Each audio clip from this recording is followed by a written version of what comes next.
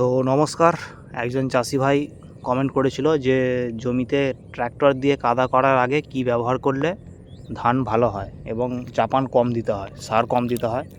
তো সেটাই আজকে আমাদের সাথে একটু আলোচনা করব, ভালোভাবে শুনে নিন। তো জমিতে ট্রাক্টর দেওয়ার আগে জৈব সার ব্যবহার করা উচিত পর্যাপ্ত পরিমাণে, যেটা জৈব সার বলতে আমরা বুঝি গোবর সার। কিন্তু এই কাদা জমিতে তো গোবর সার ব্যবহার করা সম্ভব নয় এখন। আগে যদি ব্যবহার করা হয় তো ভালো, না হলে কাদার সময় তার জৈব সার জমিতে দেওয়া যাবে না, কারণ ট্র্যাক্টরে করে জৈব সার নিয়ে যাওয়া হয়, সেটা জমিতে যাবে না ট্র্যাক্টর কাদার জন্য। তো প্রক্রিয়াজাত কিছু জৈব সার পাওয়া যায় প্যাকেটের মাধ্যমে, ওষুধের দোকানে খোঁজ করলে পেয়ে যাবেন, সারের দোকানে। তো ওগুলো নিয়ে এসে আপনারা জমিতে ট্র্যাক্টর দিয়ে কাদা করার আগে ব্যবহার করতে পারেন।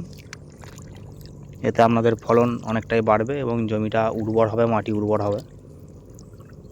এছাড়াও আপনারা ব্যবহার করবেন জমিতে চাপান সার কিছু আগে ব্যবহার করতে পারেন কাদা করার সময়, যেমন খোল, গোমর আগে দিলেও হয় এবং পরে দিলেও হয়। তো আগে দিতে পারলে মাটির সাথে মিশে যায় এবং যতদিন পর্যন্ত আপনার গাছ জীবিত থাকে ততদিন পর্যন্ত পর্যাপ্ত পরিমাণে সারটা শোষণ করতে পারে।